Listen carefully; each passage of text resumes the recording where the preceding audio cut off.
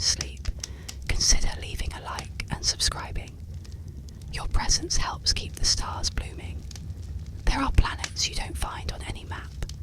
No coordinates, no orbit charts, no blinking on radar. They're quiet worlds, forgotten by time, where the wind moves not out of need, but out of memory. One of these is where the gardener landed tonight. His ship touched down with a hush, like silk brushing stone. The air was warm and scented with something like vanilla or maybe lavender. It changed with every breath, like it was trying to guess what your favourite smell was. The sky above was the colour of candlelight seen through closed eyelids. The gardener stepped out carrying his satchel. Inside it were seeds of stardust, tiny tools made from meteor fragments, and a watering can filled with moonlight.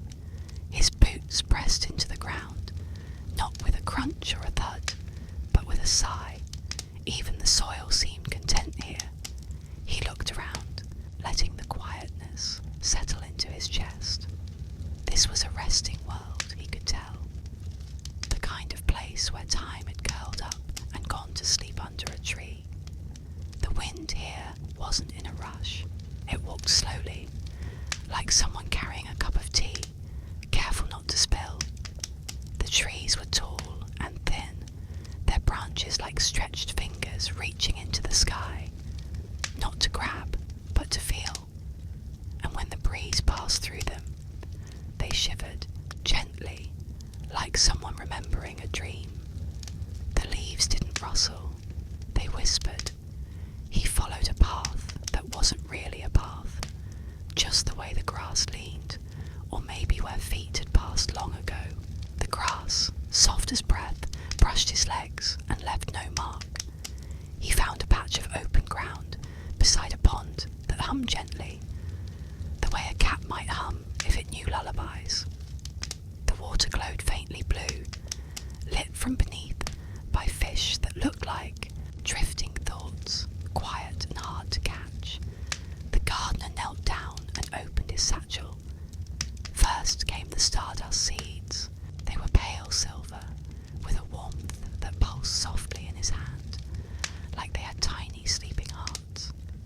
He pressed each one gently into the soil with 2 fingers, never forcing, only offering. The ground accepted them gladly, like it had been, waiting all this time. Then the watering can.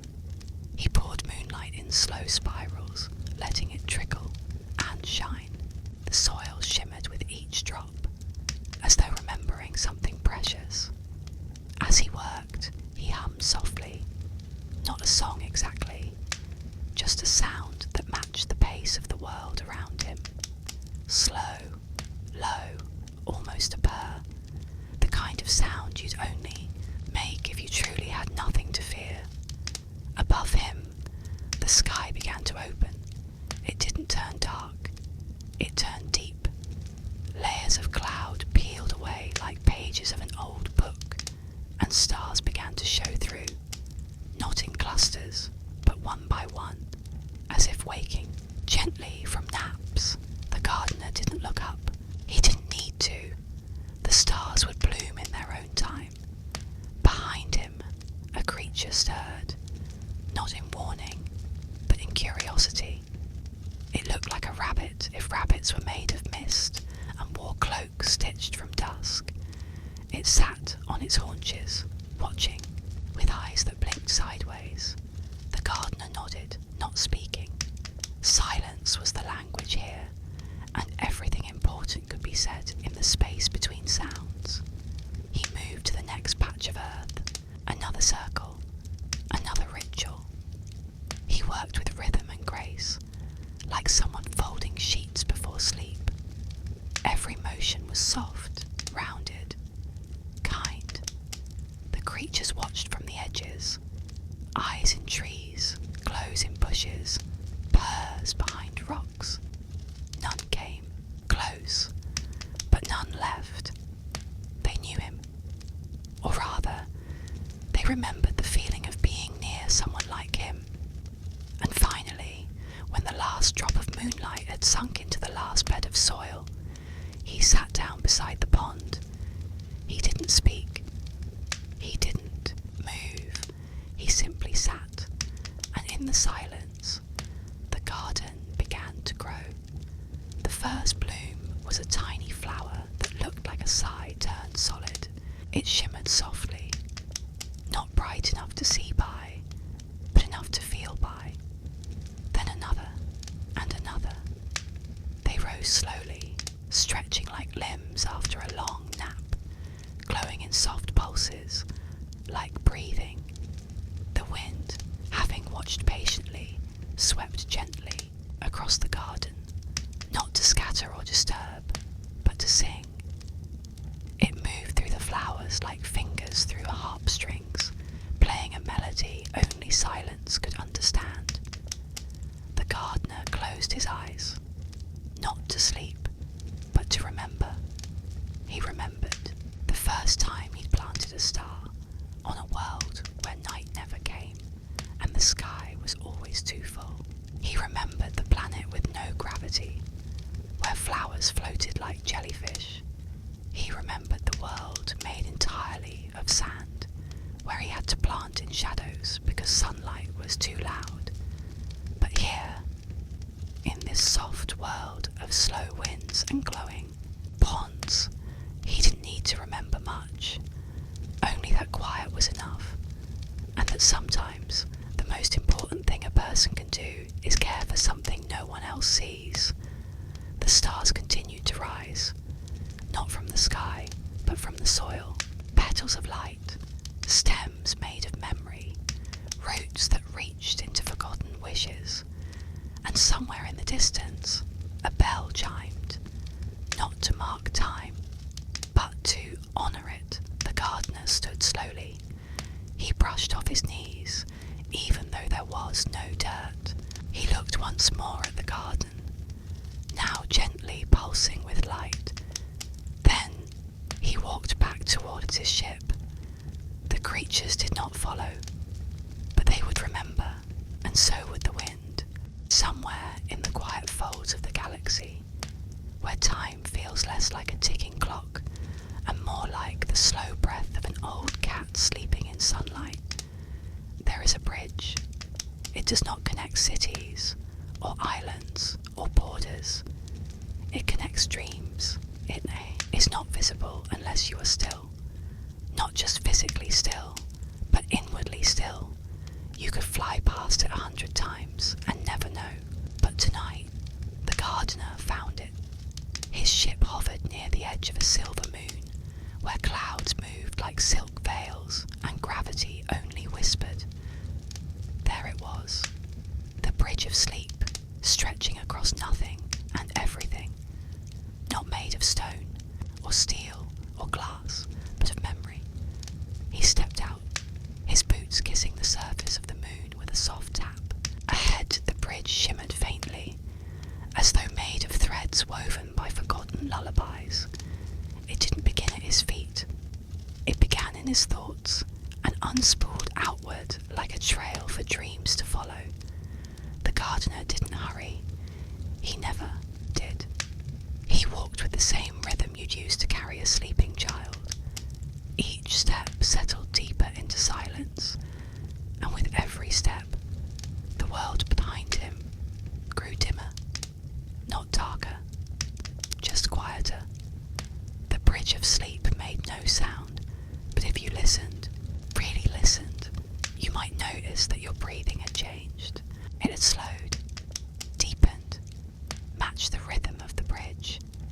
On either side, the stars were not just lights, they were windows, and behind each one, someone slept. The gardener glanced sideways and saw them. Dozens, hundreds of sleeping figures, curled beneath blankets, heads tilted into pillows, mouths slightly parted in that peaceful kind of surrender that only sleep can offer. He did not disturb them. He only walked. Halfway across the bridge, he found the bench. No one builds it, no one places it. It simply appears when it is needed. And tonight, it was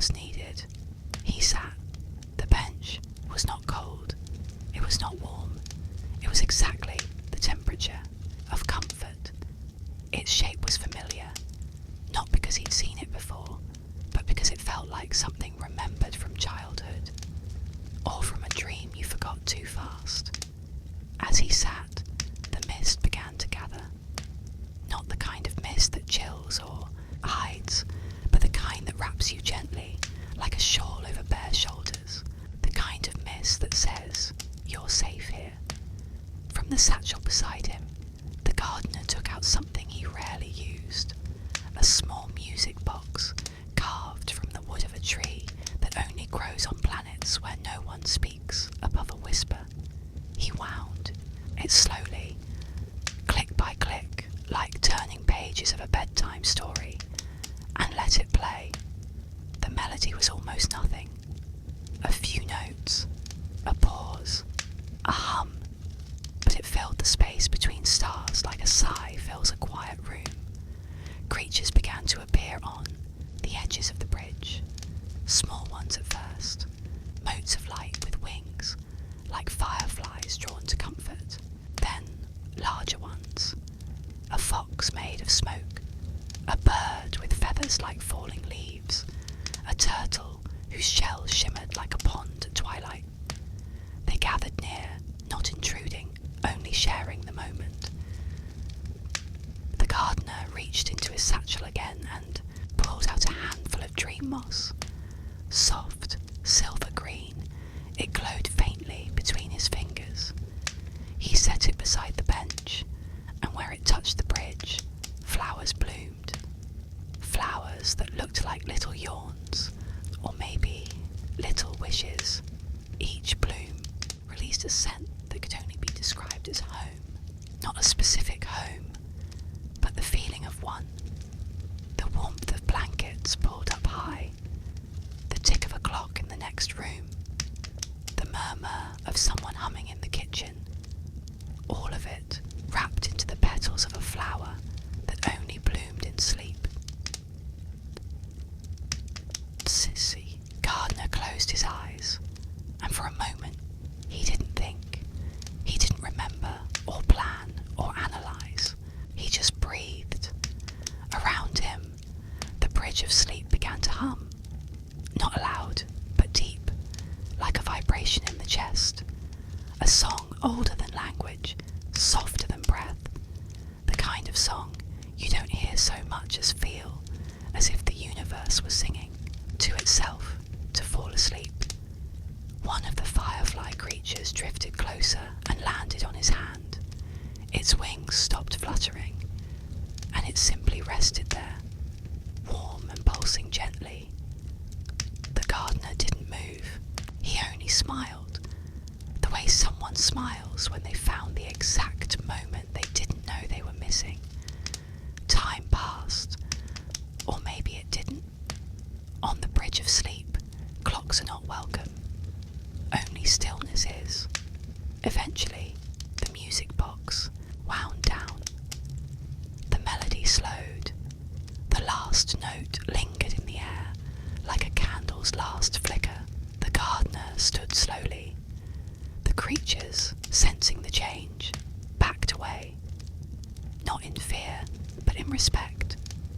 The moss gently receded into the wood. The bench faded, like a dream dissolving at sunrise. He turned, walking now toward the other end of the bridge, and behind him, the mist folded in, hiding the path once more. The stars dimmed slightly, just enough to say goodnight. And far below, in all those windows of sleeping souls, someone turned gently in bed, tucked their chin to their chest, and smiled. Though they didn't know why, the gardener stepped from the edge of the bridge onto a different moon. This one smelled faintly of warm milk and sounded like snow falling on paper. He would rest here tonight before continuing his journey. After all, gardens can wait, but sleep cannot. The stars were quieter on this side of the galaxy, not because they had nothing to say, but because they were listening. In a small corner of space, wrapped in the kind of silence that feels velvet-lined, the gardener arrived at a mountain. not just any mountain. This one was different. It did not rise with jagged cliffs or sharp edges. Its slopes were soft, worn down not by wind, but by time. It had no peak to conquer. It had no base to measure. It simply was, like an old friend who has stopped trying to be anything other than themselves. The gardener had heard of it long ago, from a traveller who spoke more with their eyes than their voice. They had whispered, "There's a mountain that doesn't speak. It murmurs. And if you lie still on its side, it will tell you stories you've forgotten you knew." So tonight he came. His ship landed on a ledge made not of rock, but of something that resembled memory. Soft, layered, and warm underfoot. The air smelled faintly of ink and cinnamon. The breeze moved like pages being turned. The gardener stepped down slowly, as if entering a dream he didn't want to disturb. And as his boots touched the mountain surface, he felt it, a low hum, not through his ears, but through his spine. The kind of hum you feel when you press your cheek against someone's chest and hear the world inside them. He climbed, but only just enough. The mountain wasn't meant to be climbed. It was meant to be rested upon, to be listened to. So he stopped at a bend where the wind curved gently, and he lay down. The moss here was blue, not bright, not strange, just a soft, sleepy blue, like the sky right before dawn. It cradled him as if it had been waiting just for this wait. And then the murmuring began. At first, it was barely there. A rustle like someone shifting under blankets. A sigh like a dream exhaling. Then came words, but not in any known language. The mountain spoke in pulses, in vibrations, in a rhythm older than words. Still, the gardener understood. It told him about a night long ago, when the moon forgot to rise, and so the stars stayed awake all night, keeping the dark from feeling too empty. It told him of a girl who planted feathers in the ground, hoping they'd grow into birds. They didn't, but something else grew. Something that made music when the wind passed through. It told him of a village where people spoke only in lullabies, and arguments were settled by whoever could hum the softest. And then the mountain murmured, something quieter, something just for him. It spoke of a memory the gardener had buried, not because it hurt, but because it was too soft, too fragile. A memory of hands, small hands, reaching for a flower, not to pick it, but to feel if dreams had a texture. A memory of laughter beneath a quilt, not loud laughter, the kind that makes you close your eyes and breathe through your nose because it's too tender to let out all at once. The gardener felt his throat tighten, not with sadness, but with stillness, a kind of reverence, like watching snow fall and not wanting to speak in case the moment breaks. He closed his eyes, and the mountain continued.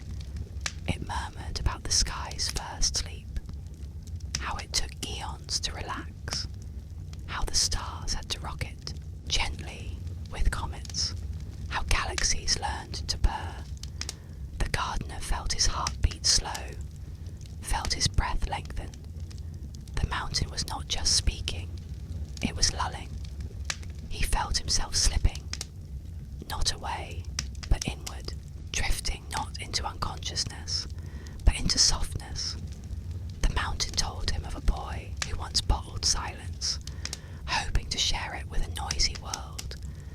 When he opened the bottle, people didn't grow quiet. They listened, and that was enough. It told him of rivers that flowed backwards for one night every century, just to remember where they came from. It told him of the wordless bond between the moon and the tides, how they never spoke, but always understood. The gardener gardener's limbs grew heavy, but not with weight. With calm, the mountain murmured one last time, a sound so gentle it might have been mistaken for wind, or breath, or the echo of kindness. And then it was silent. Not the kind of silence that feels empty, the kind that feels complete. The gardener opened his eyes slowly. The stars above blinked, unbothered. Time had not moved, or if it had, it did so politely. He sat up. The moss beneath him had deepened in colour, as if grateful, as if proud. He stood and looked around. Nothing had changed, and everything had. He didn't need to thank the mountain. It wouldn't want that. But he placed a single stone at the bend of the path, a smooth, round one, warm from his hand, a promise. Then he returned to his ship. The door hissed shut, lights dimmed, engines hummed softly, as if stretching after a nap. The gardener looked out the window one last time. The mountain did not wave, it did not blink, it did not fade, but somehow it said goodbye as he drifted away into the hush of space.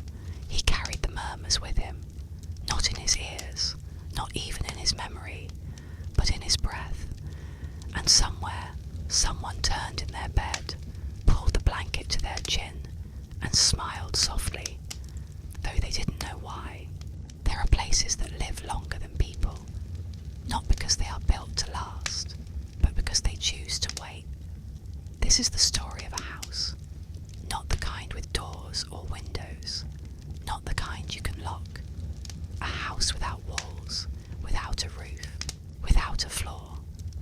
And yet, it remembered every footstep, every whisper, every breath that had ever passed through it. It stood, or perhaps rested, on a forgotten stretch of field, where the grass grew sideways and the wind curled like ribbon. No road led to it. No map marked it. People didn't stumble upon it. They simply arrived, usually at dusk, usually with something unsaid tucked beneath their ribs. Tonight it was the gardener who arrived. He had not planned to come. His ship had veered on its own, as if guided by something softer than gravity. Memory, maybe, or longing. The field was bathed in twilight, the kind of blue that makes you exhale without realizing. He stepped out, and the air greeted him like a shawl gently placed across his shoulders. It wasn't warm, it wasn't cold, it was exactly the temperature of nostalgia. The house didn't look like a house. There were no beams, no tiles, no chimney for the wind to whisper through. But the gardener felt it, in the arch of the sky above him, in the way the grass bent in certain places, in the stillness that formed shapes around silence. It was there, the house that waited without walls. He stepped into it, not over any threshold, just through a shift in feeling. The same way you know when you've entered a memory. And the house responded, not with light, not with sound, but with attention. He stood for a moment, letting the space wrap around him. It smelled like dust that had once been perfume, like pages that had once been read aloud, like something had once happened here, something gentle, and it had never quite stopped echoing. He walked forward. Each step reminded the house of someone. The floor, though it wasn't really a floor, gave a soft reply beneath his feet, as if saying, "Ah, yes, I remember weight like this." There was no furniture, but he found a chair. There was no hearth, but he found warmth. There were no pictures, but the air shimmered with scenes. A woman braiding her own hair while humming a tune with no words. A child holding a teacup in both hands as if it might fly away. A man sitting alone, staring at nothing, but somehow at peace with it. He sat, and the house pleased Silen's hum. This was more like breath courting curtains, like old songs muffled by time. The gardener tilted. His head and the stories began to arrive. Not told, but felt. The house remembered a storm that never quite reached it. It remembered a night when fireflies outnumbered stars. It remembered footsteps that hesitated at its edge, turned away, then returned years later with slower shoes. And it remembered him, not by name, not even by face, but by presence. He had been here once before, long ago, when his heart was still, learning its own rhythm. He had stood in this same space, back when it was nothing more than a quiet spot in a restless world, back when he believed that stillness was something you earned, not something you allowed. And now, he was here again, but this time he understood. He didn't try to find walls. He didn't try to define corners. He simply let the space be. The house rewarded him with silence, the kind that listens. And in that silence, he remembered a voice saying his name, not with urgency, but with care. A hand brushing his shoulder when words weren't enough. A lullaby hummed by someone who didn't believe in lullabies, but believed in him. The sky above began to dim, slowly, as if it too were listening. Stars appeared, one by one, like candles lit without ceremony. The grass swayed in slow waves, the kind that lull you into remembering things you thought you'd forgotten. The gardener closed his eyes, and the house waited. It didn't try to keep him. It didn't beg to be remembered. It simply existed, quietly, like a friend who understands that presence is more important than words. He could have stayed. He could have slept. But something in him stirred. A whisper from the stars, perhaps, or from another story calling him elsewhere. He stood gently. The chair, if it ever existed, faded back into stillness. He looked around, seeing nothing, yet feeling everything. This place had no foundation, no ceiling, no locks, but it was one of the safest he'd ever known. He stepped out, though there was no door. He still felt the movement, leaving, but not departing, saying goodbye, but not leaving behind. As he walked back to his ship, the field didn't grow smaller.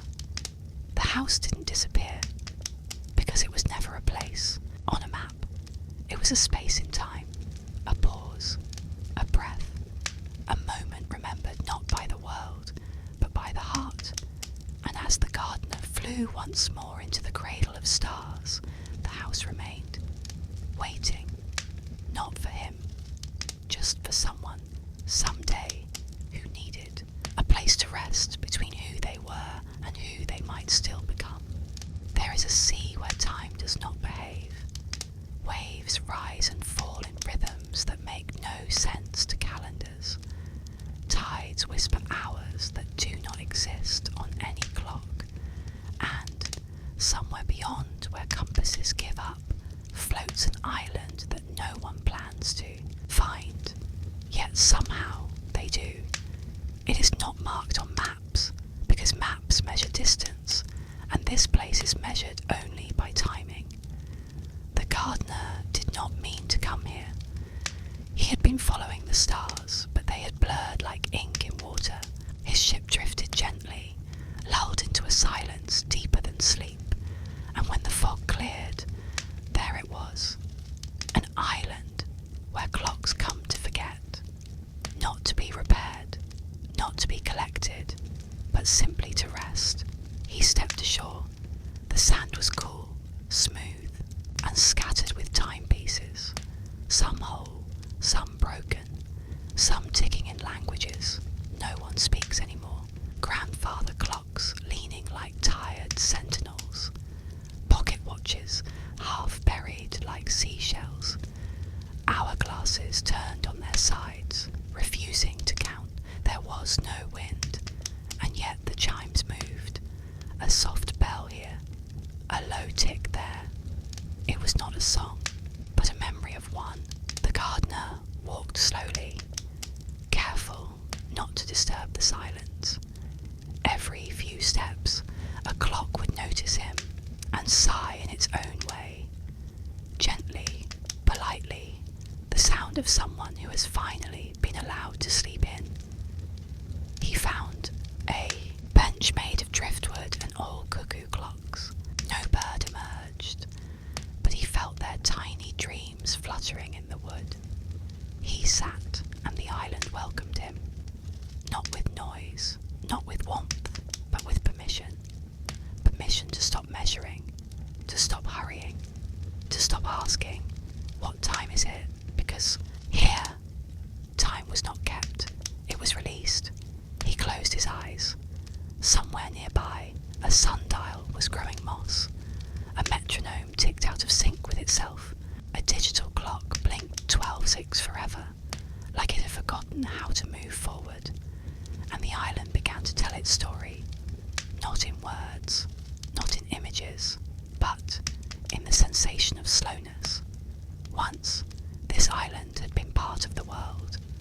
It had schedules, alarms, meetings that ran too long. People came and went, always with somewhere else to be. But then something shifted.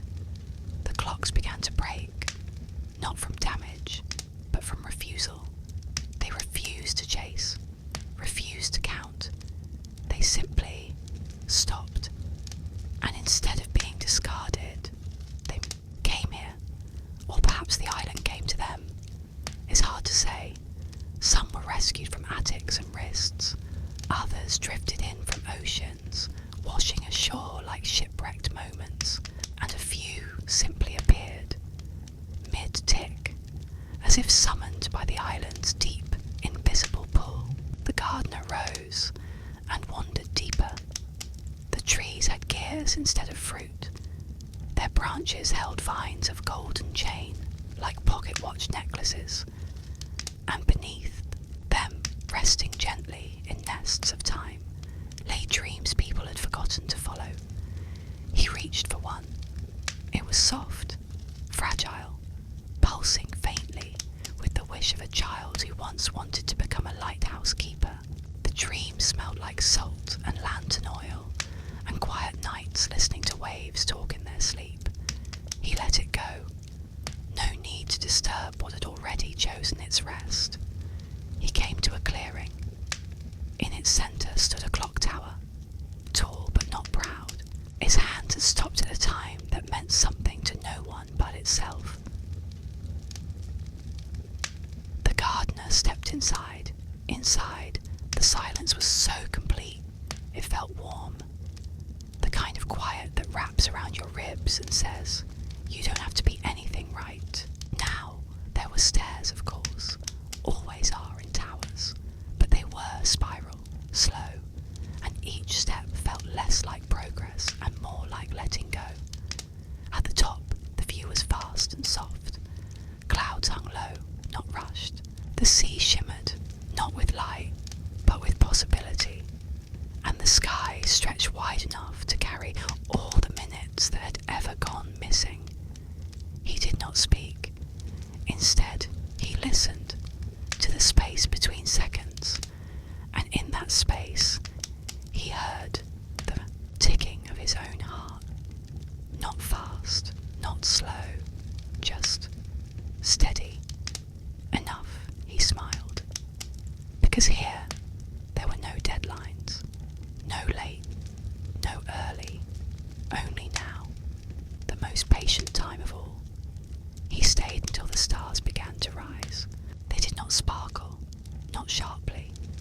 They blinked like old friends, and one by one, the clocks on the island responded. Not waking, not resuming, just acknowledging. The hour had passed, or perhaps it hadn't. Time had never been invited to explain itself. The gardener stood once more. He walked back to his ship, careful not to wake any dreams along the way. A sundial turned its face toward him, and for just a second, he saw his own reflection, older than before, but softer,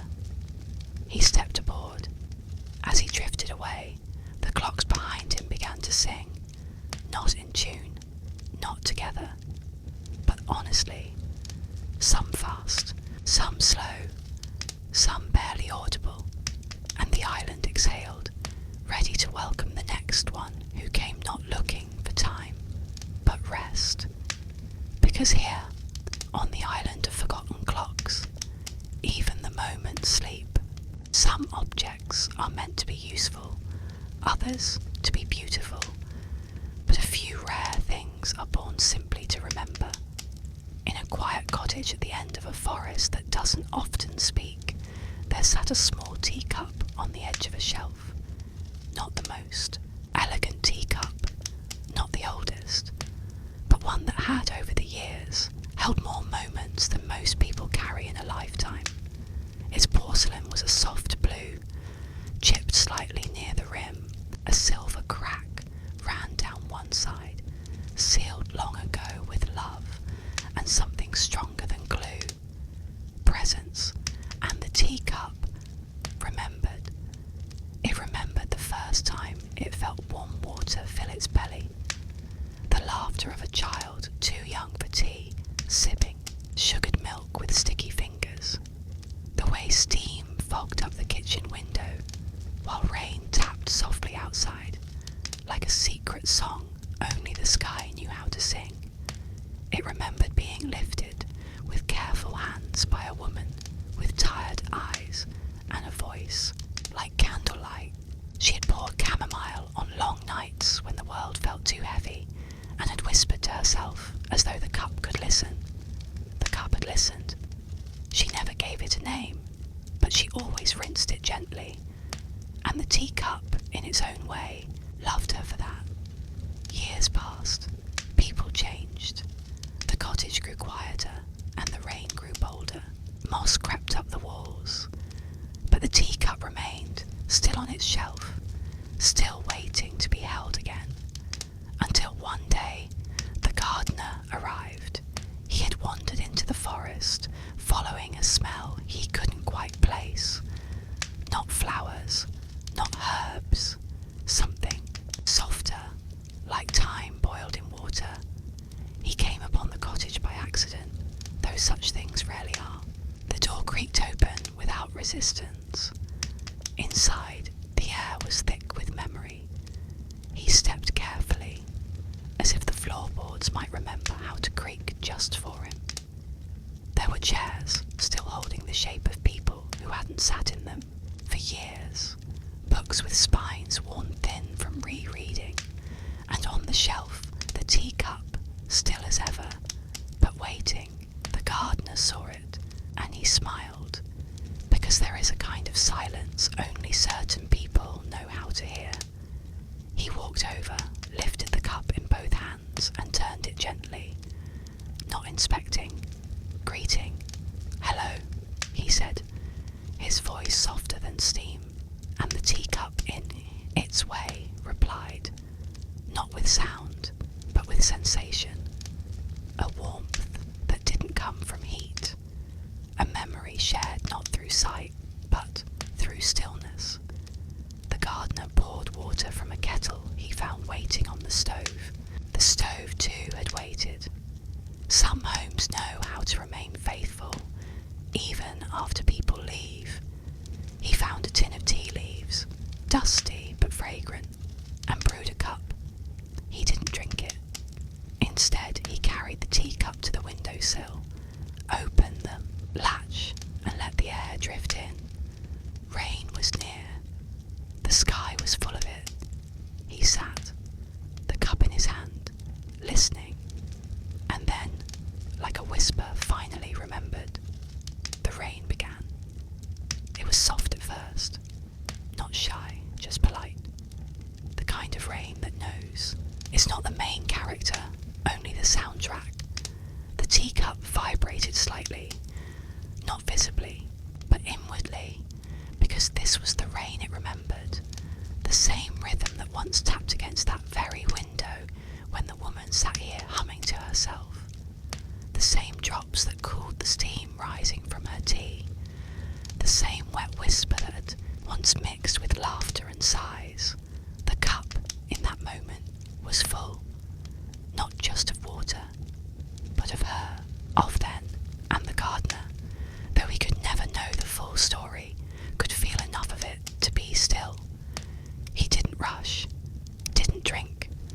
just held the cup and looked out the window, letting the moment steep.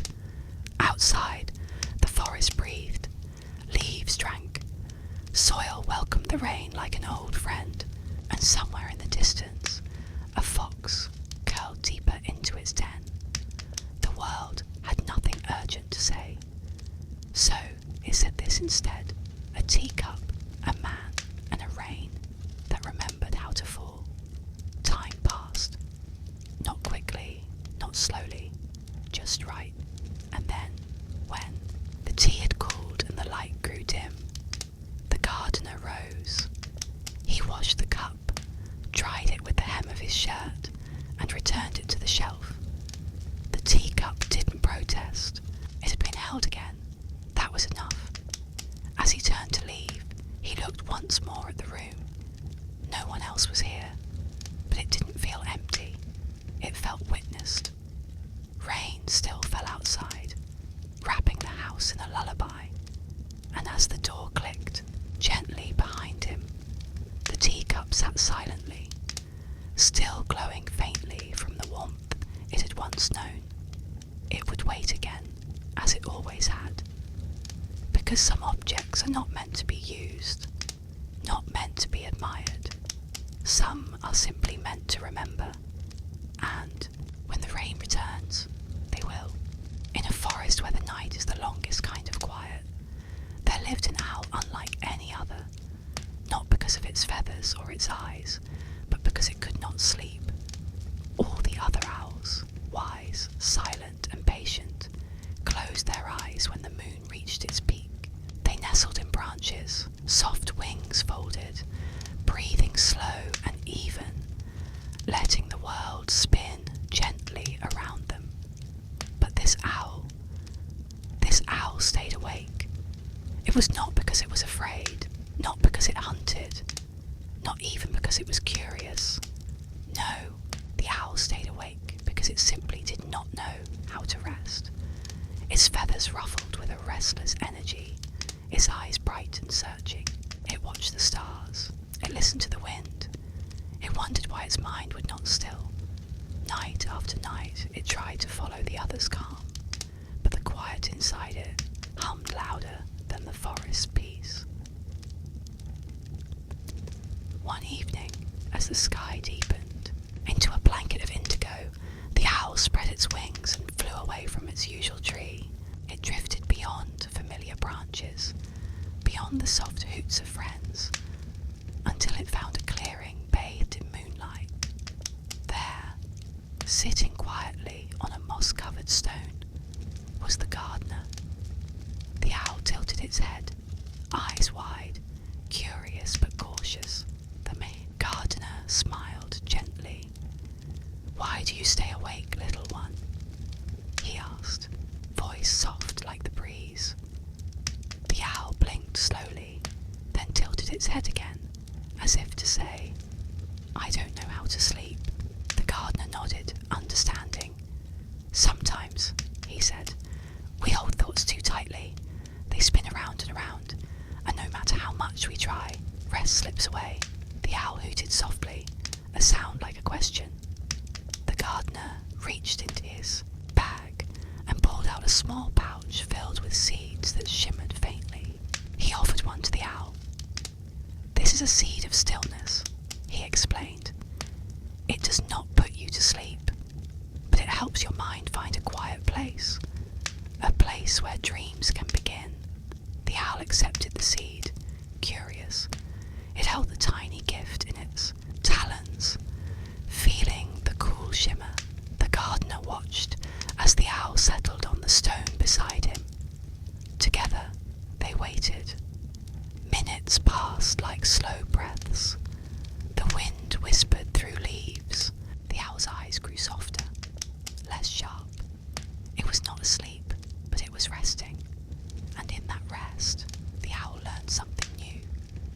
That sometimes sleep is not about closing your eyes, but about letting your thoughts float away like feathers on the wind. That sometimes the night's quiet is not empty, but full of gentle company. The owl stayed until the first light of dawn touched the sky. Then, With a final hoot of gratitude, it spread its wings and flew back to the forest. From that night on, the owl never forgot the seed of stillness. It did not always sleep like the others, but it found peace.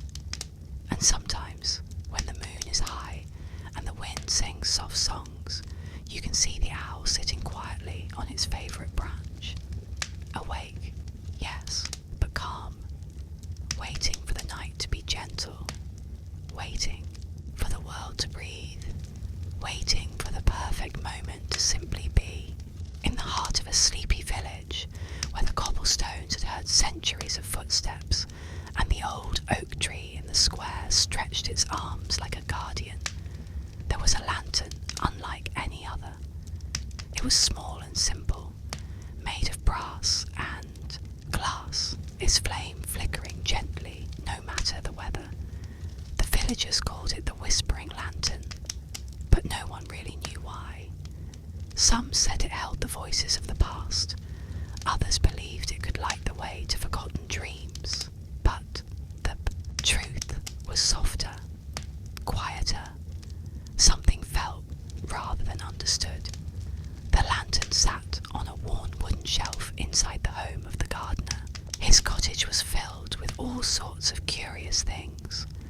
Dried herbs hanging from the ceiling, shelves packed with jars of seeds and soil, and books with pages yellowed from time. Every evening, when the sun dipped behind the hills and the sky folded into shades of deep blue, the gardener would light the lantern. The flame was small but steady, casting shadows that danced like whispered secrets on the walls. What made this lantern special was that it whispered, not with words, but with feelings. If you listened closely, you could hear a soft rustle, like leaves brushing in a gentle breeze, or the sigh of someone recalling a cherished memory.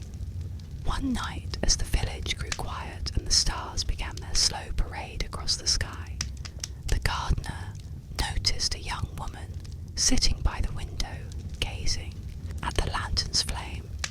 She had come to the village recently, carrying with her a tiredness deeper than sleep could fix. Her name was Ilara, and she often felt as though the world moved just a little too fast for her heart to catch up. The gardener invited her inside, offering a seat near the warm glow of the lantern. "Ilara," he said softly, "this lantern doesn't just light a room, it listens. It holds stories long after voices have faded." Ilara watched the flickering flame, its light reflecting softly in her eyes. "Stories?" she asked, voice barely above a whisper. "Yes," the gardener nodded.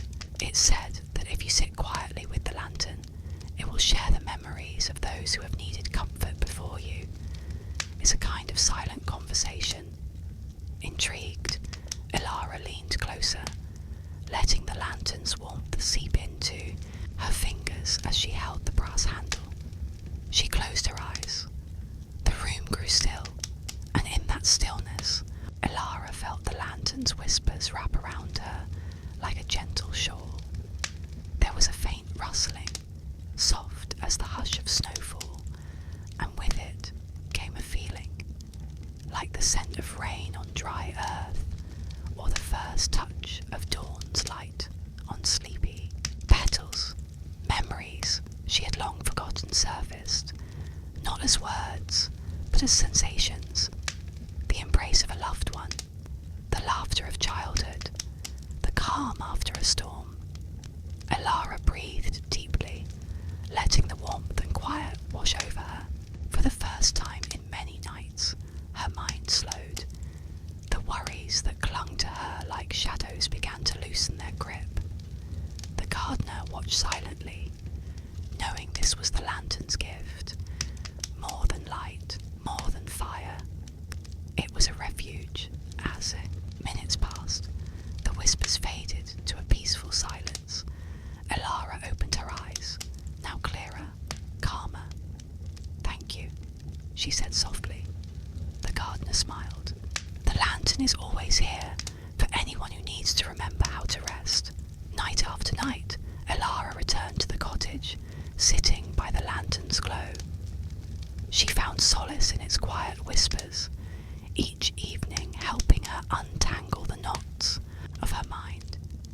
And as the days grew longer and the world outside rushed on, Elara learned the art of stillness. She learned to listen to herself, to the gentle world, and to the silent stories the lantern held. One evening, when the wind carried the first scent of autumn, Elara took the lantern outside. She placed it on the old oak tree's low branch, where the village children often gathered to hear tales. "Let it whisper to all," she said, and so the lantern's soft light flickered under the stars, its gentle whispers blending with the rustling leaves and the quiet breath of the night. It became a beacon, not just of light, but of peace, a reminder that sometimes the quietest voices carry the deepest comfort, and that in the darkness there is always a light waiting to guide you home. There was a river that wound its way gently through the valley, its waters clear and cool as they slipped over smooth stones and curved around ancient roots. It was not a river of roaring currents or wild cascades, but one that moved with a soft, steady rhythm, like a quiet heartbeat beneath the earth. The villagers nearby often spoke of the river's song, though it was not a song in words. It was a melody made of whispers, water brushing against pebble, wind rustling through reeds, and leaves drifting softly down to float on the surface. The river sang differently throughout the year. In spring, it hummed with the fresh energy of new life, carrying the scent of blooming flowers and damp earth. The melody was light and hopeful, like a gentle invitation to begin again. In summer, the river's tune grew warmer, slower, as if basking in the sun's golden light. It cradled the long days with a steady, soothing hum, a lullaby for creatures big and small who sought rest in its cool embrace.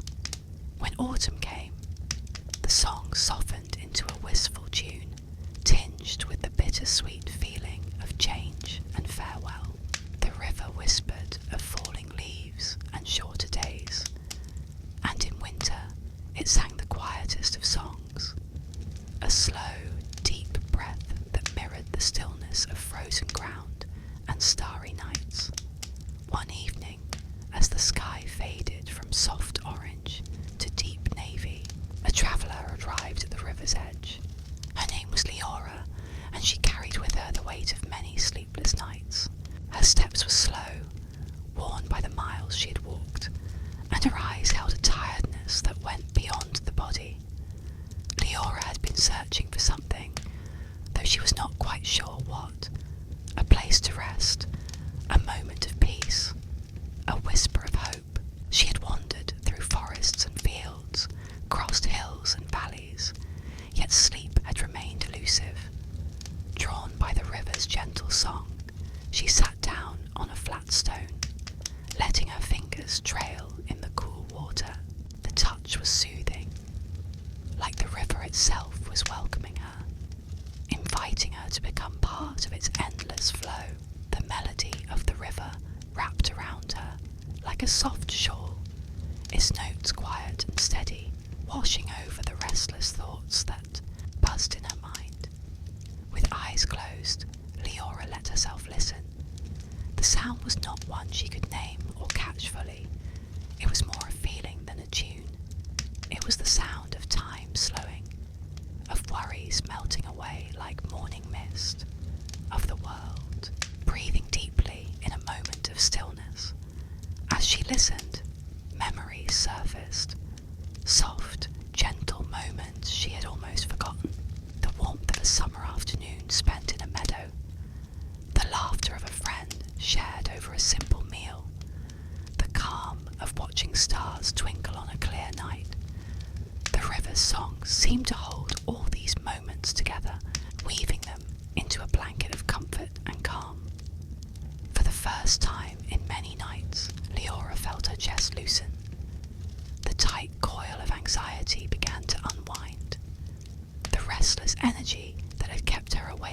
started to fade, she thought about how the river never hurried. It did not rush to reach the sea.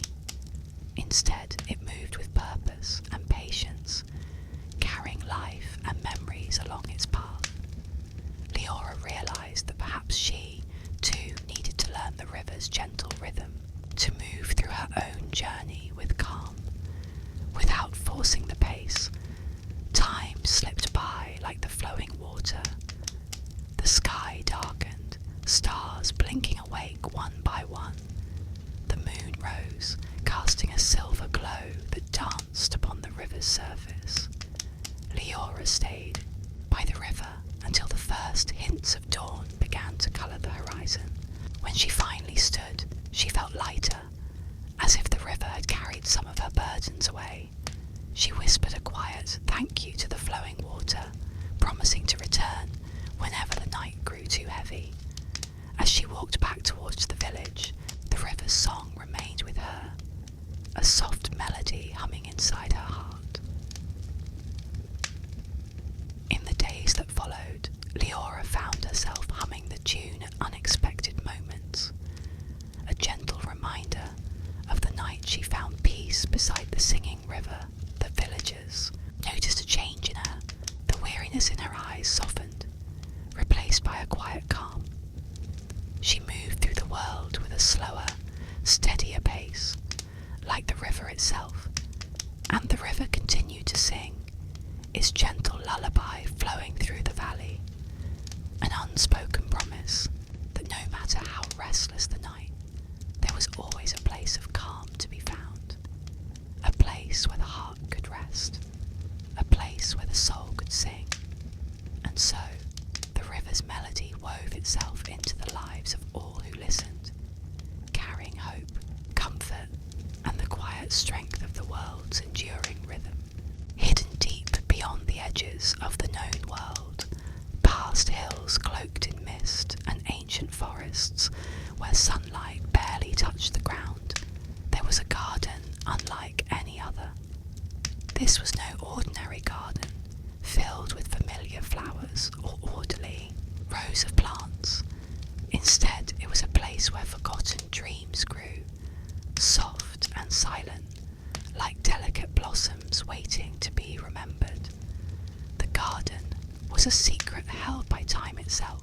Its entrance was hidden behind a curtain of ivy, tucked beneath the roots of a giant oak tree that had stood for centuries. Few had ever found it, and those who did often said it felt as if the air itself whispered tales long lost to the world. On a quiet morning, when the dew still clung to the leaves and the world was wrapped in a gentle hush, a wanderer named Alara discovered the hidden garden. She had travelled far, carrying with her a heart full of dreams she feared was slipping away.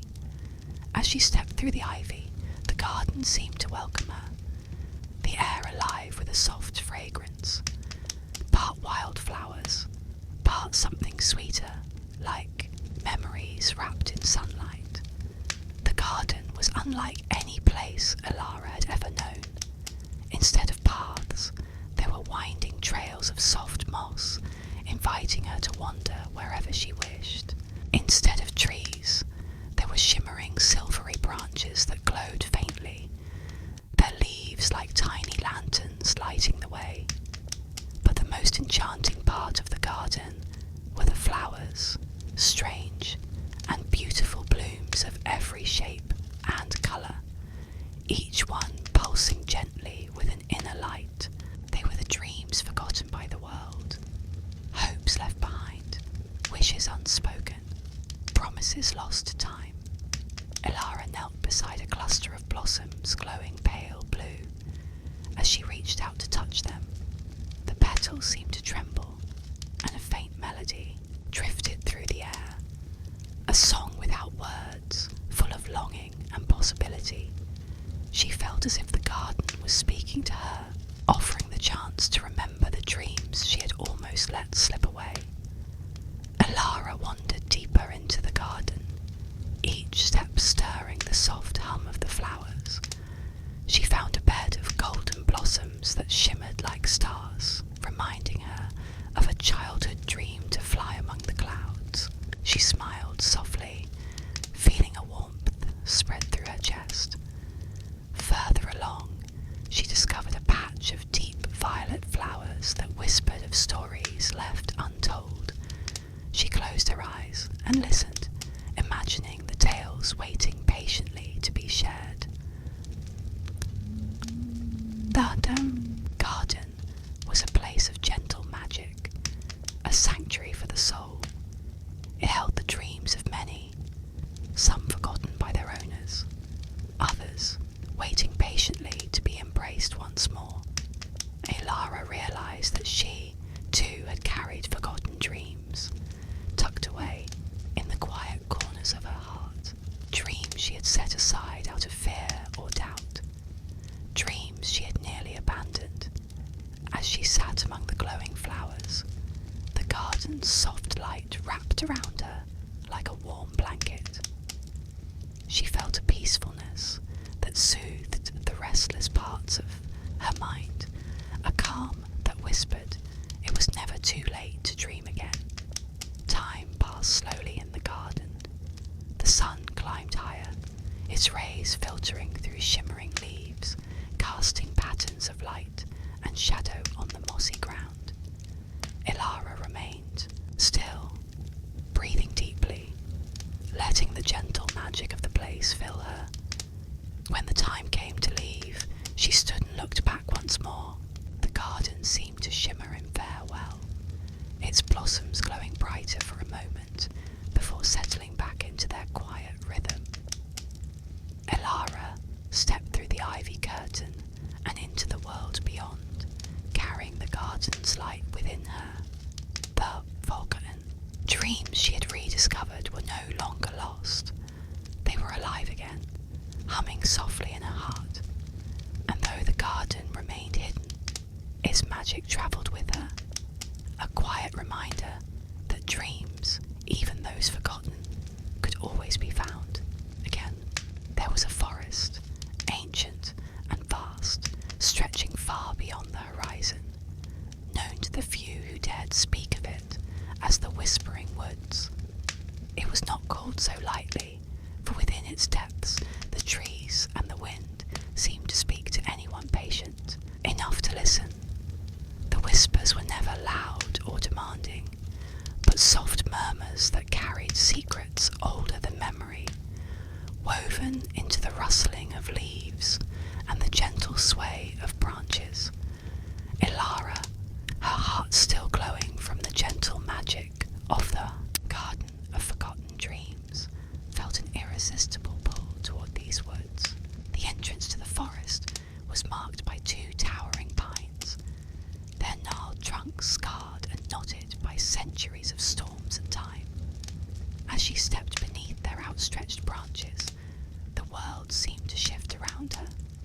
The air grew cooler and heavier with the scent of pine needles, moist earth, and something faintly sweet, like a promise whispered in a forgotten tongue.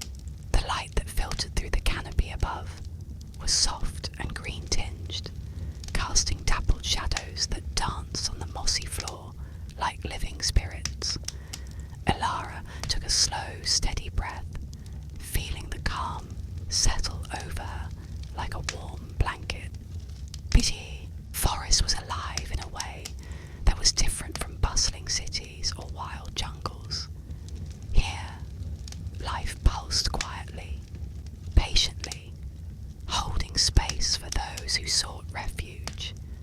With each step along the narrow, winding path, the whispers grew clearer, not words exactly, but emotions carried on the breeze. Comfort, longing, hope, and a deep, abiding peace.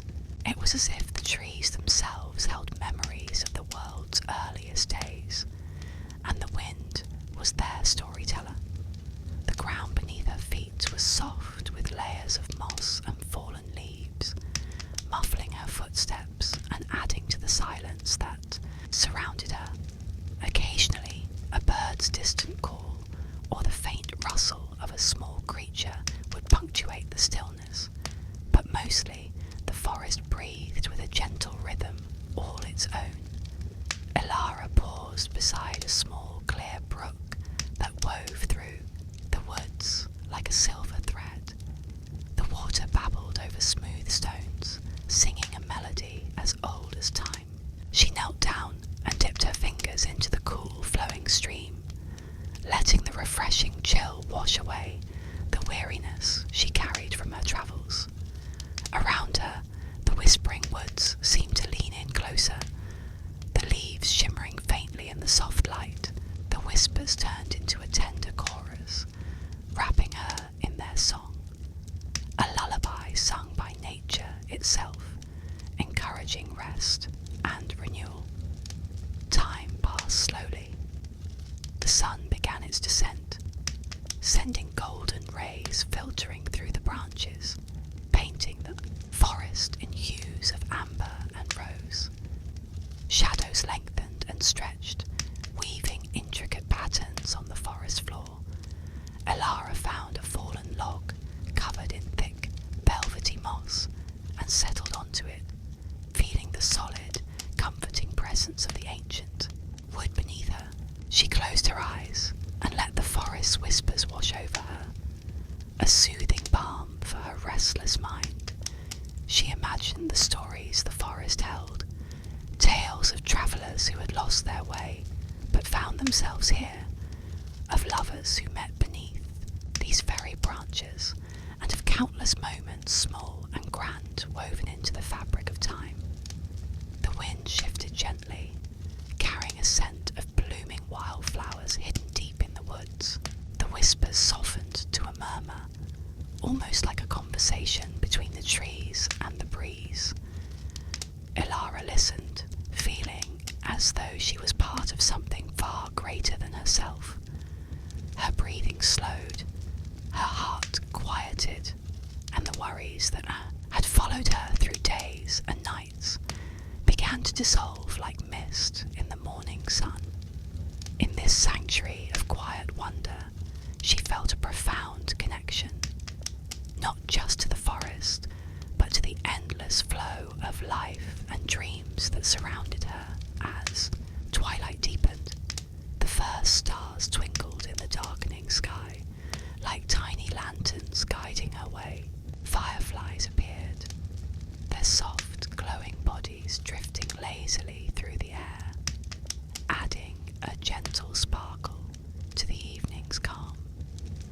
Elara rose from the mossy log, feeling renewed and light.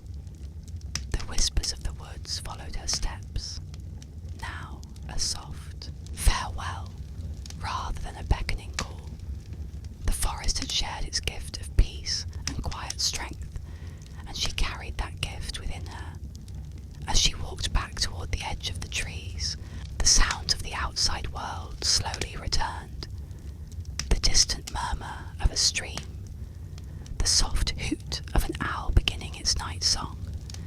The whispering woods settled once more into silence, ready to wait patiently for the next traveller who would listen to its quiet stories.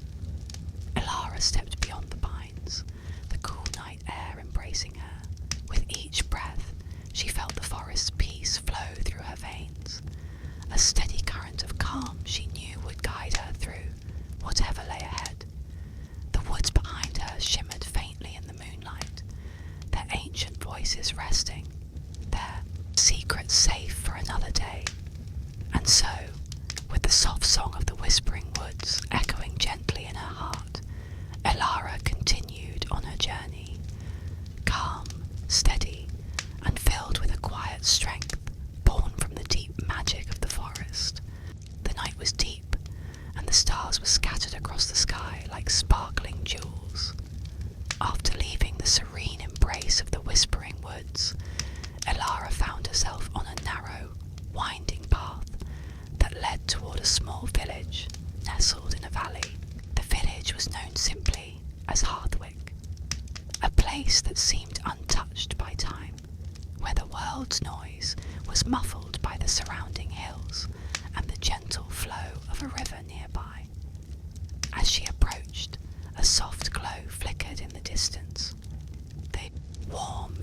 pulsating light of lanterns hanging from wooden posts and windowsills. The lanterns were not mere sources of light, they were symbols of hope, guidance, and safety. Each one seemed to pulse gently with the heartbeat of the village itself. Alara's footsteps slowed as she entered Hearthwick. The cobblestone streets cool beneath her feet. The air smelled of wood smoke, baked bread, and the faint sweetness of blooming night flowers. Soft murmurs of conversation and laughter drifted from open windows and doorways, blending with the gentle rustle of trees and the distant rush of the river. The villagers moved with a calm purpose, some tending to late chores, others sharing stories by firesides, and a few children chasing fireflies in the shadows. It was a place where time seemed to breathe, unhurried and full of quiet moments. Alara's eyes were drawn to an old lantern shop, its wooden sign creaking softly in the evening breeze. The windows glowed warmly, revealing shelves lined with lanterns of every shape and size, each crafted with care and artistry. The shopkeeper, an elderly woman with silver hair and kind eyes, greeted Alara with a gentle smile. "Welcome to Hearthwick," she said softly. "The lanterns here are said to hold more than light. They carry memories, dreams, and sometimes a bit of magic." Intrigued, Alara stepped inside, the warm glow wrapping around her like a comforting embrace. The shop smelled of beeswax, wood polish, and a hint of lavender. The lanterns cast dancing shadows on the walls, creating patterns that flickered and shifted with the light. The woman explained that each lantern was made with intention, to guide travellers through dark nights, to illuminate paths both literal and metaphorical. Some lanterns were said to whisper to those who listened, offering quiet encouragement or gentle reminders of courage and hope. Alara's fingers brushed over the smooth glass of a lantern shaped like a blooming flower, delicate and glowing softly. She imagined carrying such a light with her, a beacon against the darkness that sometimes crept into her thoughts. The shopkeeper's voice lowered to a whisper. "Sometimes the light you carry is all you need to find your way." With a small nod, Alara chose a lantern that glowed with a soft golden light, simple yet radiant. She stepped back outside, the lantern's glow mingling with the village lights, a steady pulse in the night. As she walked through Hearthwick, the lantern's light illuminated the path ahead, casting gentle shadows that seemed to dance in time with her steps. The village felt alive with stories, each window a glimpse into a world filled with warmth and belonging. Alara paused by a riverbank where the water mirrored the stars, the gentle ripple creating a shimmering mosaic of light. She set the lantern down on a flat stone, watching as its glow reflected on the surface, intertwining with the celestial lights above. The night deepened, and the world seemed to slow, wrapped in a quiet magic that only moments like these could hold. Alara felt a deep sense of peace settle within her, a reminder that even in the darkest nights there was always a light to guide the way. The lantern's glow was more than just light. It was a symbol of resilience, hope, and the enduring power of gentle kindness. And as Alara continued her journey, the warm light of the lantern stayed with her, a constant companion through the shadows and the dawns yet to come. The journey led Alara to the edge of a vast, tranquil sea, where the land gently curved into a quiet harbour. The sky above was painted in soft hues of lavender and rose, the last light of day slipping beneath the horizon. The air carried the familiar scent of salt and seaweed, mingled with the faintest hint of jasmine blooming nearby. The harbour was a sanctuary of calm, far removed from the rush of distant cities or the dense whispers of ancient woods. Wooden boats, weathered by countless voyages, rested peacefully at their moorings. Their sails hung limp in the gentle evening breeze, and the gentle lapping of waves against the docks created a soothing rhythm, like a lullaby sung by the sea itself. Elara wandered along the narrow piers, her footsteps light on the worn planks. Lanterns dotted the harbour, their soft light flickering against the dark water, creating pools of gold that seemed to dance with the gentle sway of the tide. Fishermen and sailors moved with a relaxed purpose, finishing their evening tasks with quiet efficiency. Some hummed old sea shanties, their voices blending with the sound of the waves and the calls of distant seabirds settling in for the night. Elara paused by a small shack that served as a gathering place for the village's seafarers. Its windows glowed warmly, and the faint smell of roasted herbs and fresh bread drifted through the open door. Inside, the air was thick with the comforting hum of voices sharing stories and laughter.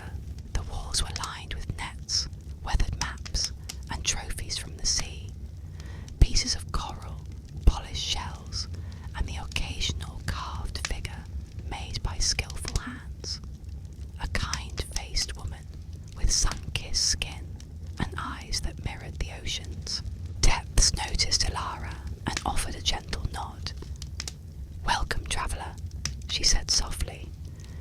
"The harbour holds its own kind of magic, one of patience and promise." Elara smiled, feeling the quiet warmth of the place seep into her bones. She imagined the countless journeys that had begun and ended here, the hopes and dreams carried on the backs of sturdy ships, the quiet courage of those who faced the endless horizon. Outside, the stars began to sparkle, their light mingling with the glow of the lanterns. The sea reflected the night sky, a vast mirror stretching beyond the eye's reach. Elara found a bench at the water's edge, the wood smooth and cool beneath her hands. She settled down, listening to the gentle symphony of water, wind, and whispered tales carried on the breeze. The harbour was a place of endings and beginnings, where the rhythm of the sea taught patience and the quiet strength of waiting. As night deepened, Elara let her thoughts drift like the boats on the water, soft, gentle, and free. With the stars above and the steady heartbeat of the harbour beneath her, she felt a peaceful stillness, a moment suspended between worlds, and in that stillness she found a quiet harbour within herself, a place to rest, dream, and prepare for the journey still ahead.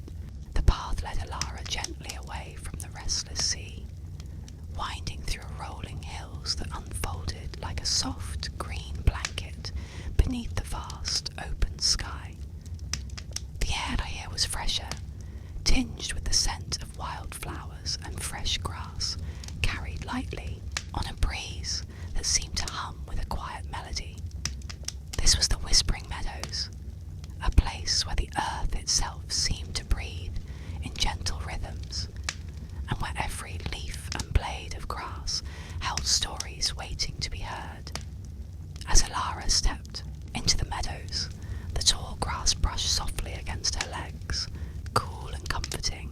The colours were muted, yet alive, the deep emeralds of the grass blending with the pale golds and purples of wild flowers, swaying lazily under the watchful gaze of the sun.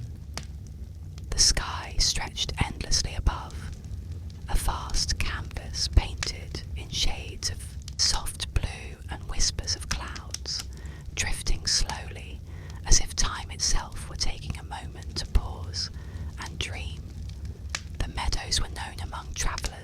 sanctuary for reflection and renewal.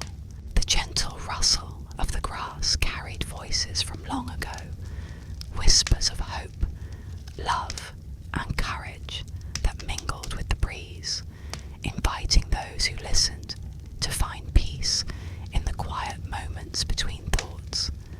Elara moved slowly, her breath sinking with the rhythm of the swaying grass. With each step, she felt the tension of her journey ease, replaced by a calm that wrapped around her like a soft shawl. The world here was gentle, kind, a place where worries could settle and hearts could open. In the distance, a small brook gurgled quietly, its clear waters weaving through the meadow like a silver thread. Elara walked toward it, drawn by the soothing sound. The water sparkled in the sunlight, reflecting the dancing shadows of leaves and the occasional glimmer of a dragonfly's iridescent wings. She knelt by the brook, dipping her fingers into the cool water, feeling its smooth flow against her skin. The sound was like a lullaby, soft and steady, carrying away the heaviness that sometimes lingered in her thoughts. Nearby, wildflowers nodded gently, their petals brushing against one another as if sharing secrets. The scent of lavender and chamomile mingled in the air, wrapping Elara in a fragrant embrace that seemed to quiet her mind and invite a gentle smile. As the sun began to lower, casting long shadows across the meadows, Elara found a perfect spot beneath a great oak tree.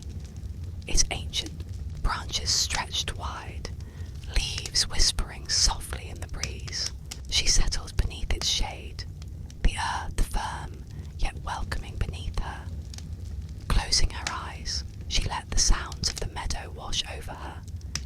The distant call of a night bird, the rustle of grass, the gentle murmur of the brook. Each sound was a thread in a tapestry of calm, weaving together moments of stillness and peace. In this quiet sanctuary, Elara's thoughts drifted freely, unburdened by the demands of the road or the weight of the past. The meadow held no judgments, only the gentle invitation to simply be, to breathe, to rest, to dream. The world beyond the meadows could wait. Here, in the soft embrace of nature's whispers, time slowed to a tender rhythm, and the heart found space to heal as dusk settled, and the first stars began to twinkle. Elara opened her eyes, feeling a renewed sense of hope. The whispering meadows had shared their gift, a moment of stillness, a breath of peace, a gentle reminder that even in the journey's unfolding, there were places to find quiet and strength. With a final glance at the oak tree and the softly glowing twilight, Elara rose and continued on her path, carrying the meadow's whisper within her heart, a steady, soothing song to guide her through the nights ahead. Night had settled gently over the valley where the village lay cradled between softly rolling hills. The sky, a vast canvas of deep indigo, was studded with countless twinkling stars that shimmered faintly, like distant promises whispered in the quiet dark. The air was cool, carrying with it the scent of wood smoke and blooming night flowers, jasmine, honeysuckle, and faint traces of lavender, all blending into a delicate fragrance that wrapped around the senses like a soft shawl. Elara entered the village slowly, her footsteps almost soundless against the worn cobblestones. The village was small, its houses built from ancient stone and dark timber, their roofs sloping steeply to catch the rain. Windows glowed warmly with the golden flicker of lantern light, spilling soft pools of illumination onto the narrow streets. Hanging lanterns swayed gently in the breeze, casting dancing shadows on the walls and pavements below. There was a timeless calm here, as if the village had been waiting quietly through centuries, watching the stars wheel overhead, listening to the murmurs of the earth. Elara felt an immediate sense of belonging, a gentle peace settling over her like a familiar melody. Her gaze travelled across the village square, where a small pond reflected the myriad lights of the lanterns hanging from iron hooks and tree branches. The surface of the water rippled softly, the reflections shimmering and blending into one another like flickering fireflies captured in glass. Near the pond, a wooden bench beckoned, worn smooth by years of visitors seeking rest.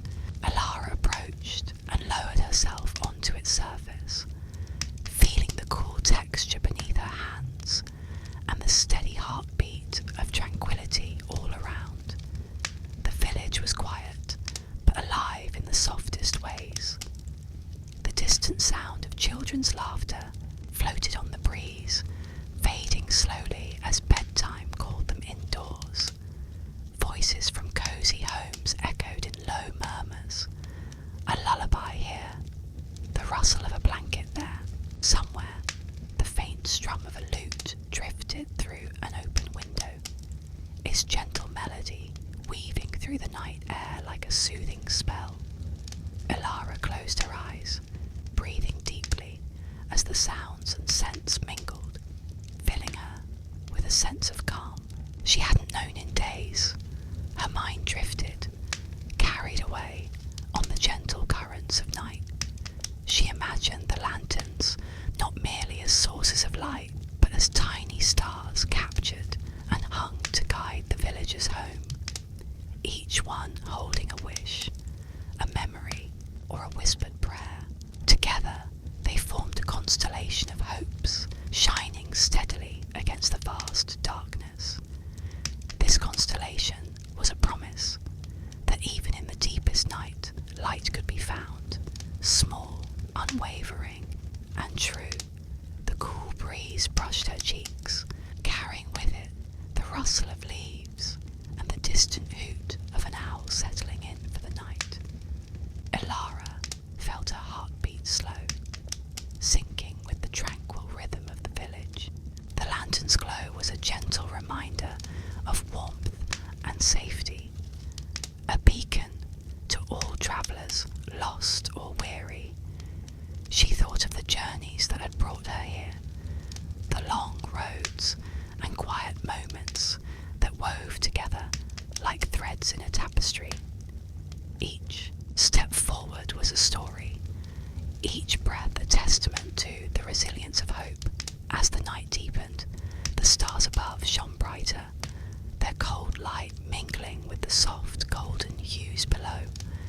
Elara's eyes traced familiar constellations. The hunter, the maiden, the great bear, all timeless symbols of guidance and protection.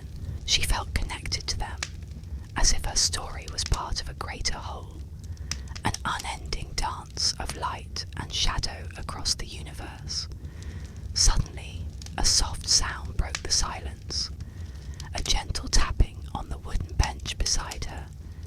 Opening her eyes, Elara saw an elderly man standing quietly, his eyes kind and his smile warm. He carried a small lantern in one hand, its light flickering softly, and in the other a woven basket filled with freshly baked bread and a jar of honey. "May I share this night with you?" he asked in a voice as soft as the breeze. Elara nodded gratefully, and the man sat beside her, placing the basket gently between them.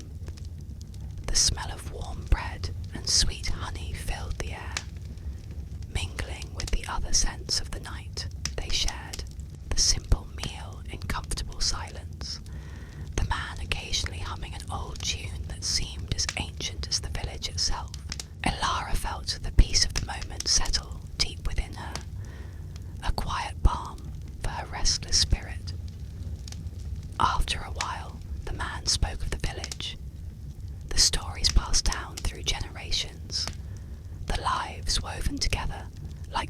threads of a grand tapestry. He told her of the lanterns, how each was made by hand and lit with a wish for peace, protection, and safe passage for all who walked the night. Elara listened, captivated by the gentle wisdom in his words. She realized that this place, this quiet village bathed in lantern light, was more than a stop on her journey. It was a sanctuary of hope, a reminder that even when the road seemed endless, there were always places to rest, hearts willing to share their warmth. As the night wore on, the village slowly grew still. The lanterns continued their silent vigil, their light steady and unwavering. Elara felt her eyelids grow heavy, her body sinking deeper into the comfort of the moment. With one last look at the shimmering lights reflecting in the pond, she allowed herself to drift into a peaceful sleep, her dreams gently illuminated by the soft, enduring glow of the lanterns. The morning sun rose slowly, casting a pale golden light over the village and the hills beyond. Elara woke, rested, and calm, the memory of last night's lantern glow still warm in her heart. After a simple breakfast shared with the village elder, she prepared to continue her journey. But before leaving, he spoke softly of a nearby forest, known as the Whispering Woods, an ancient place where the trees were said to hold the secrets of the earth and sky. Elara stepped into the woods, feeling the cool shade envelope her like a soft embrace. The canopy above was dense, filtering the sunlight into dappled patterns on the moss-covered ground. Every leaf seemed to shimmer with a secret life. Every breeze carried a soft murmur, as if the forest itself was breathing stories into the air. As she walked deeper, the sounds of the village faded, replaced by the gentle rustling of leaves and the occasional song of a hidden bird. The path was soft beneath her feet, cushioned by centuries of fallen leaves and earth. Sunbeams pierced the canopy here and there, spotlighting tiny wildflowers and patches of delicate ferns. Elara paused beside a clear, bubbling brook. The water sang a bright, clear song, tumbling over smooth stones polished by time. She knelt to cup the cool water in her hands, feeling it refresh her spirit. The air was alive with the scent of pine and earth, mingled with the faint perfume of blooming blossoms hidden deep within the forest. The trees around her stood tall and proud, their bark rough and etched with the marks of many seasons. Elara imagined the stories they could tell, the centuries they had witnessed, the creatures that had sought shelter beneath their branches. She reached out to touch the trunk of an ancient oak, feeling the pulse of life beneath its bark. A soft whispering drifted through the leaves, as if the forest was speaking directly to her.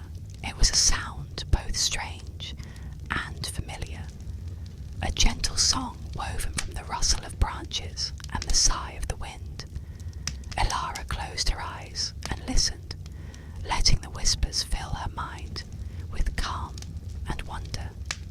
She wandered further, the path winding through groves of silver birch and ancient cedar. Light danced in shifting patterns as clouds drifted across the sky, creating a moving tapestry of shadow and sun. Every step seemed to carry her deeper into the heart of the forest, where time slowed and the world grew quiet. Suddenly, she came upon a small clearing bathed in soft light. In the centre stood a solitary stone, worn smooth by centuries of rain and sun. Moss and tiny flowers clung to its surface, and the air around it seemed charged with a gentle energy. Elara sat beside the stone, feeling the steady pulse of the earth beneath her. Here, in this quiet whispers grew stronger, filling her with a sense of peace and belonging. She felt as if she had found a place where the past and present met, where the stories of the earth were written in the language of wind and leaf. Time passed softly, measured only by the slow drift of clouds overhead and the gentle sway of branches. Alara allowed herself to rest fully here, letting the forest's breath become her own. As the afternoon waned, she rose and continued along the path, the whispers fading gently behind her. The journey through the whispering woods had filled her with a deep calm, a quiet strength to carry forward.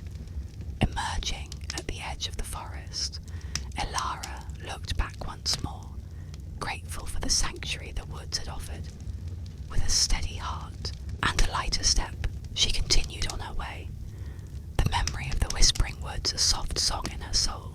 Elara woke to the gentle sound of water flowing nearby, a soft melody that seemed to echo the rhythm of her own breathing. The morning sun was just beginning to stretch its light across the sky, painting the world in delicate shades of rose and gold. She rose slowly, feeling the cool freshness of dawn in the air, and prepared to continue her journey. Following a narrow path lined with wildflowers and soft grass, Elara soon found herself beside a stream that gleamed like silver in the early light.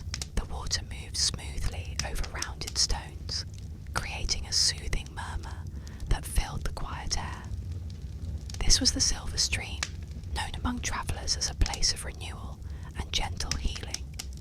She walked along its edge, the soft earth giving way beneath her feet, and let the peaceful sound of the flowing water settle deep into her mind.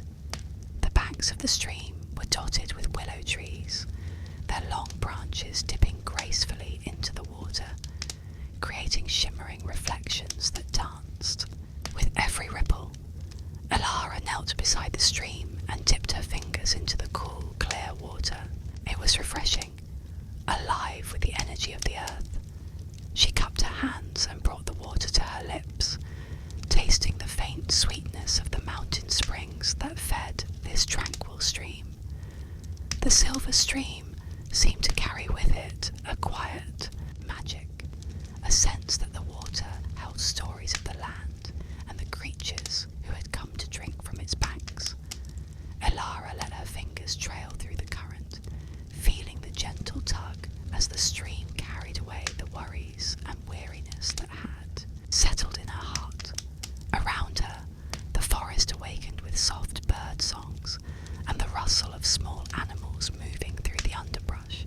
The sun climbed higher, sending shafts of light that glittered on the water's surface like scattered diamonds. The air was filled with the scent of damp earth and blooming wildflowers, mingling into a natural perfume that calmed and uplifted. Elara continued to follow the stream, letting its gentle song guide her steps. She passed over small wooden bridges and through groves of tall pines whose needles whispered secrets in the breeze. Each moment brought a deeper sense of peace, as if the Silver Stream was washing away the noise of the world and leaving only quiet and clarity. At one point, she came upon a smooth, flat rock beside the water and sat down, closing her eyes. Listen! The stream's murmur was like a lullaby, steady and soothing, inviting her to let go and simply be. She felt the warmth of the sun on her skin and the coolness of the water nearby, a perfect balance that mirrored the calm she sought. Within herself, time drifted softly as Elara rested by the Silver Stream, her thoughts slowing and her breath deepening. The world seemed to hold its breath with her, wrapped in the gentle embrace of nature's quiet beauty. As the day stretched on, Elara rose and continued along the path, the sound of the stream fading gently behind her, but never truly leaving. was a song she would carry with her, a reminder of peace and renewal wherever her journey might lead. The sky was painted with soft hues of lavender and amber as Alara stepped gently into the twilight meadow. The air was cool and fragrant, carrying the subtle scent of wildflowers and fresh grass. The day was drawing to a close, and the world seemed to hold its breath in a quiet moment between light and dark. The meadow stretched wide before her, a rolling expanse of soft grasses that swayed gently with the evening breeze.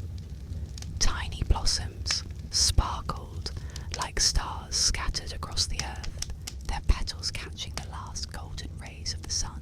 The colours here were muted but alive, a peaceful blend of purples, blues and greens that seemed to soothe the eyes and calm the mind. Alara walked slowly, feeling the softness of the grass beneath her feet. Every step was light and unhurried, as if the meadow itself was inviting her to slow down and be present. The gentle rustle of leaves and the distant song of crickets created a natural lullaby, weaving through the air with delicate rhythm. As the sun dipped lower, the sky deepened into richer shades of violet and rose.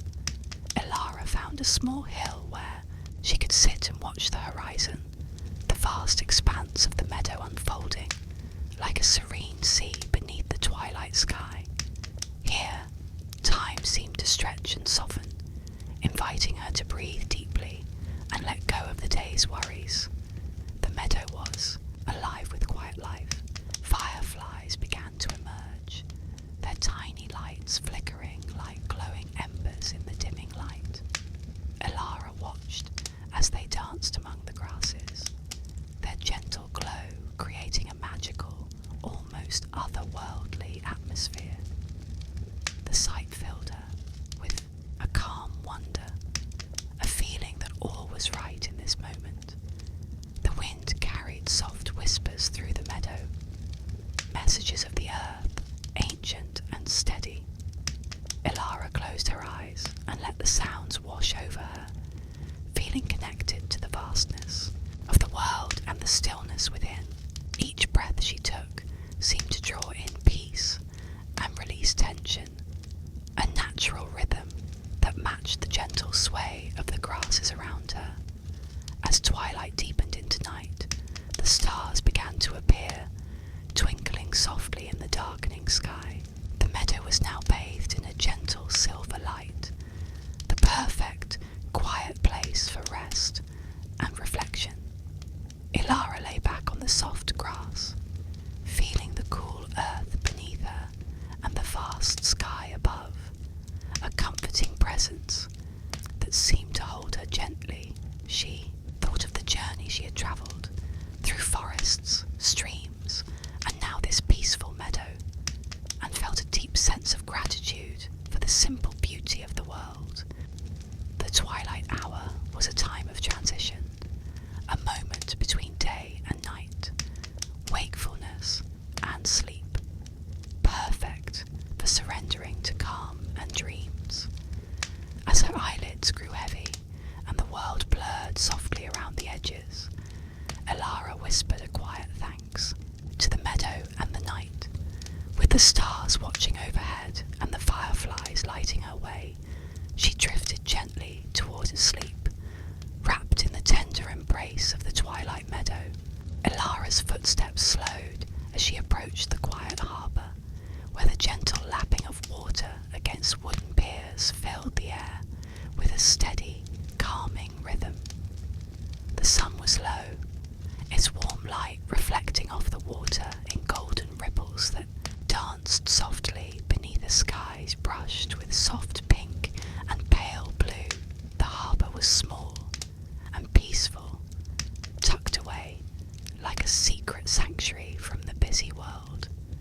Boats bobbed gently on the calm waves, their sails furled and resting. Seagulls called quietly overhead, their cries softened by the evening hush. Alara walked along the edge of the water,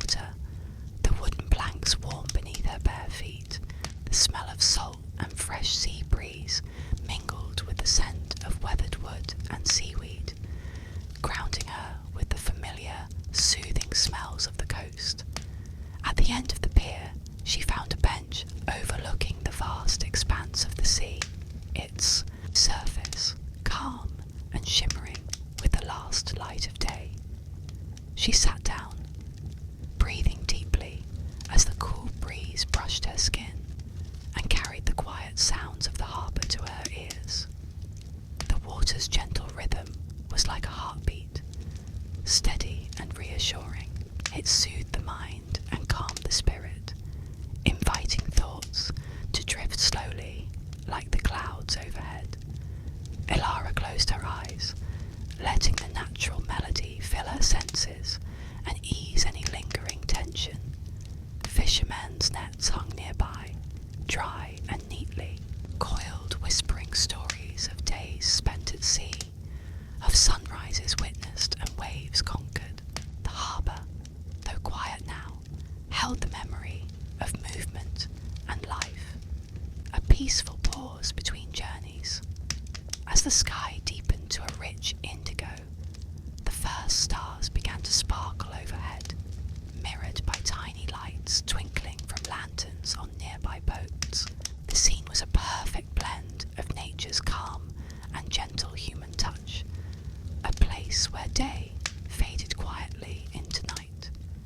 Elara felt a deep peace settle over her as she sat on the bench. The soft sounds of the harbour, like a lullaby sung by the sea itself. The quiet harbour was a place of rest, a final gentle breath before the world fell asleep. With a calm heart and softened mind, she rose from the bench and slowly walked back along the pier, the peaceful rhythm of the waves accompanying her steps. The quiet harbour had given her one last gift, a serene moment to carry into dreams. The night had settled over the land like a soft, dark blanket, strewn with countless stars twinkling gently above.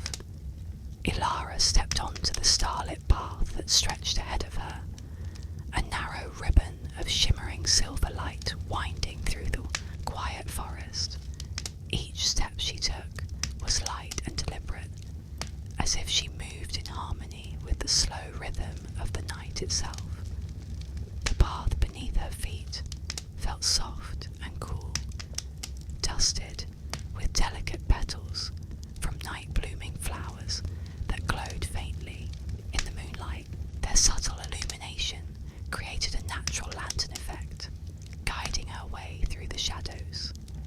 The air was crisp and carried the faint, sweet scent of jasmine and wild honeysuckle, calming her mind with every breath. All around her, the forest was alive with gentle sounds, the rustling of leaves as a light breeze whispered through the branches, the occasional distant call of an owl, and the soft chorus of crickets singing their evening lullaby. It was a symphony of night, subtle and soothing, that seemed to slow time itself. Elara's eyes lifted to the sky, where the stars twinkled like diamonds scattered across a vast velvet canvas. She felt a deep sense of wonder, a connection to the endless universe above and the quiet earth beneath her feet. The starlit path was more than just a trail through the woods.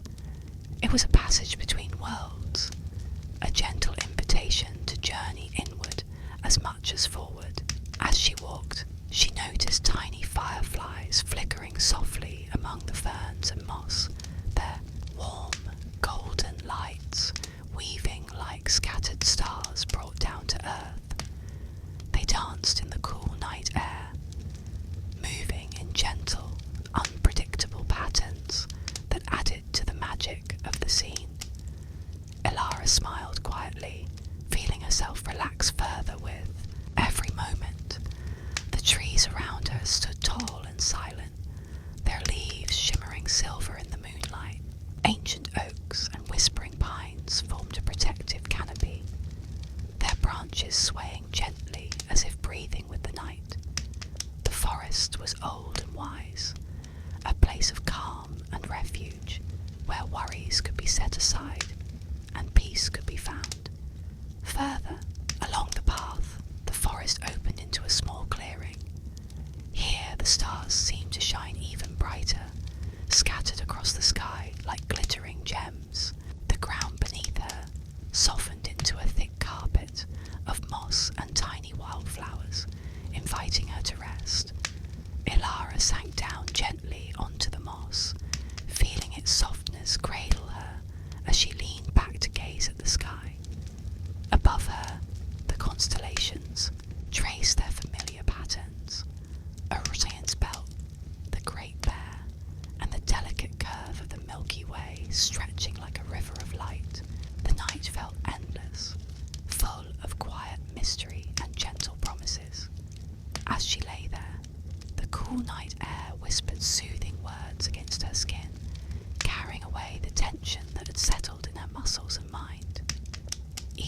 breath she took was slow and deep, filling her lungs with the pure, fresh scent of earth and stars. The gentle pulse of the night wrapped around her like a warm shawl, comforting and serene. In that stillness, Alara's thoughts began to drift like leaves on a calm stream. Memories of her journey mingled with dreams of places yet to come, the trials she had faced, the quiet moments of joy and discovery, the simple beauty of the world, all seemed to blend into a peaceful harmony that soothed her soul. Time lost meaning here. The boundaries between day and night, waking and sleeping, blurred softly into one another. The starlet's path had led her to this moment of perfect calm, a space where she could let go completely and surrender to the gentle embrace of sleep. Slowly, her eyelids grew heavy, fluttering like delicate wings. The last image she held was of the stars shining brightly overhead, their light a quiet reassurance that even in the darkest night there is beauty, wonder, and peace. And as she drifted off, the soft voice of the night seemed to whisper a final wish for sweet dreams and restful sleep. Before you go, if you enjoyed this journey along the starlit path, please take a moment to like this story and subscribe